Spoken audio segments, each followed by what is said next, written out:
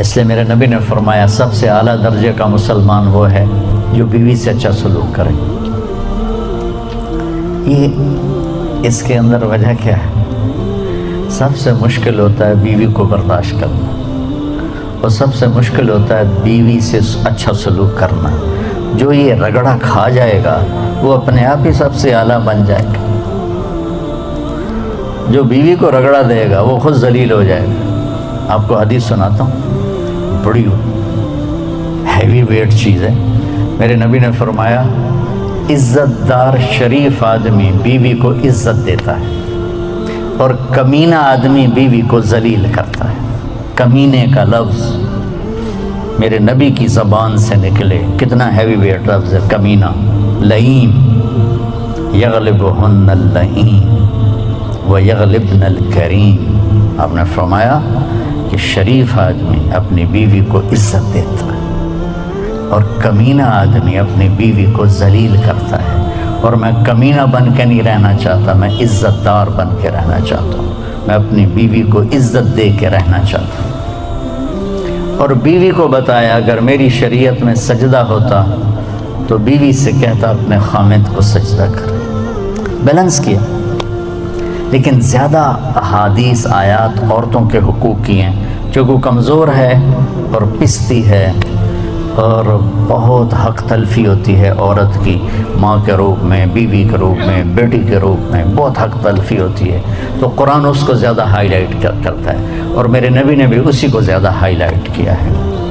تو خامد اور بیوی کا رشتہ ایسا عالی شان رشتہ ہے کہ اللہ تعالیٰ نے اس کے لیے سینکڑوں آیات اتاری ہے، اور اس کو سب سے اعلیٰ درجے کا مسلمان قرار دیا ہے جو بیوی سے حسن سلوک کرے، اور آپ نے کر کے دکھایا۔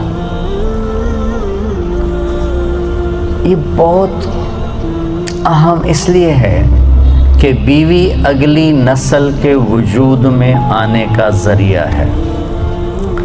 اس کے پیٹ میں اگلی نسل پروان چڑھ رہی ہوتی، میری اگلی نسل اس میں پروان چڑھ رہی ہوتی۔ میں اگر اس کو ذلیل کروں گا تو سٹریس میں جائے گی، وہ ڈپریشن میں جائے گی، وہ غصے میں جائے گی، وہ دکھ اٹھائے گی، وہ چپکے سے آنسو بہائے گی۔ یہ سارا ڈپریشن میری اولاد پہ جائے گا جو پیٹ میں پنپ رہی ہے۔ اس وقت بچوں کے ڈاکٹر سائیکائٹرسٹوں کی لائن لگی ہوئی ہے کہ ہمارے بچے پیدائشی سٹریس اور ڈپریشن کا شکار پیدا ہو رہے ہیں، کیونکہ ہمارا معافی چاہتا ہوں، ہمارا سسرالی معاشرہ بہت ظالم ہے۔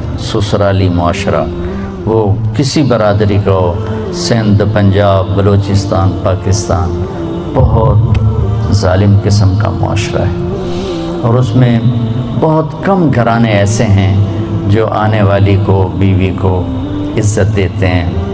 آپ کو ایک حدیث سناؤں بڑی مزیدار۔ میرے نبی نے فرمایا یہ جو میرے مدینے والے ہیں نا، مدینے والے صحابہ، یہ بڑے اچھے لوگ ہیں۔ کس وجہ سے؟ جہاد کرتے ہیں، تبلیغ کرتے ہیں، ذکر کرتے ہیں، تلاوت کرتے ہیں، تہجد پڑھتے ہیں۔ سنو، غور سے سنو، مستورات بھی سنو۔ آپ نے کہا یہ میرے مدینے والے بڑے اچھے لوگ ہیں۔ یا رسول اللہ، کس وجہ سے؟ کہا جب یہ کسی کی بیٹی کو بیاہ کے لاتے ہیں تو اس لڑکی کو ذرہ برابر احساس نہیں ہوتا ماں باپ کے گھر میں ہوں یا سسرال کے گھر میں۔ اتنی محبت دیتے ہیں کہ اسے لگتا ہے میں ماں باپ کے گھر میں ہوں۔ میں نے اپنی بیٹیوں کو رخصت کر دیا اور کسی کی بیٹیوں کو لایا اپنے بچوں کے لیے، تو میں بیٹی کی جگہ بہو کو بٹھا دوں، کیا فرق پڑتا؟ میری بیگم نے اپنی بیٹیوں کو ڈولی میں ڈال کے آگے بھیج دیا، اور کسی کی بیٹی کو ڈولی میں ڈال کے گھر لے آئی، تو ساس بننے کی بجائے ماں بن جائے تو کتنا اچھا ہو جائے گا۔ اور یہ بچی اپنی ماں کو چھوڑ کے، باپ کو چھوڑ کے خامد کے گھر آئی ہے، تو یہ اپنے ساس سسر کو ماں باپ بنا لے تو کتنا اچھا ہو جائے کہ بھائیو یہ میرے نبی کی زندگی ہے۔ آپ کو عجب حدیث سنو، ابھی یاد آئی۔ قیامت کے دن بلایا جائے گا، بلاؤ بھائی مفتی نجیب بڑا آیا فتوے دینے والا، تولو اس کے عمل تولو، ٹھیک ہے؟ طارق جمیل کو بلاؤ بڑا بھاری خطیب بنا پھرتا ہے، اس کے عمل تولو۔ سب سے پہلے کس عمل کو تولا جائے گا؟ دوبارہ، سب سے پہلے کس عمل کو تولا جائے گا؟ وہ میری تبلیغ نہیں، میرا اللہ کہے گا بیوی سے کیا سلوک تھا وہ تولو۔ مفتی صاحب ہے، مولانا صاحب ہے، رضوان صاحب بڑا تاجر ہے، نمازیں نہیں تولی جائیں، سب کچھ تولے گا۔ سب سے پہلے بیوی سے سلوک تولا جائے گا، اور بیوی کا خامند سے رابعہ بصری بھی ہے تو پہلے خامند سے سلوک کیا تھا، پہلے وہ تولا جائے گا۔ یہ اتنا اہم چیپٹر ہے۔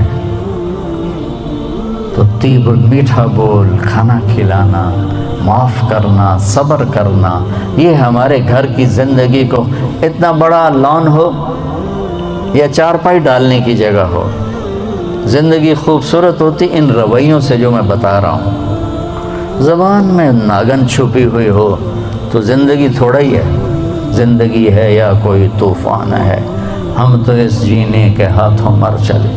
اللہ مومن خان کی قبر روشن کرے، کیا شعر کہہ گیا، آتی جاتی سانس کا عالم نہ پوچھ، جیسے دوری دھار کا خنجر چلے۔ یہ دوری دھار ہے زبان میں، تو کاٹ کے رکھ دیتی، اور یہ شہد سے بھری ہوئی ہے جو بڑے سے بڑے زخم کو مٹا کے رکھ دیتی۔ تو محبت دینا، پیار دینا، عزت دینا، یہ اس رشتے کا تقاضا ہے تاکہ اگلی نسل فریش پیدا ہو۔ تو بھائی بہنوں، اسلام ایک زندگی ہے، بڑی خوبصورت زندگی، جس کا تھوڑا سا میں نے آپ کو ایک نقشہ پیش کیا ہے۔ تبلیغ اس کو سیکھنے کی محنت ہے۔